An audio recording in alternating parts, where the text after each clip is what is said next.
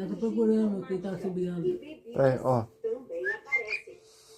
Brinquedos, relógios, inseticidas e bolsas completam o ranking.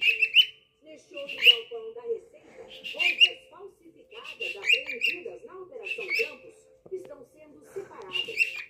A doação de dezenas de milhares de itens piratas, antes destruídos, agora é possível graças a uma descaracterização dos bens, quando qualquer referência às marcas originais é retirada. Essa é uma atividade Que bonitinho. já alterou a nossa forma de separação em Mas depois vai, categorias para poder Sim. essas empresas que vão, fundações, empresas que vão se caracterizar e depois Eu não consigo subir, tô rindo.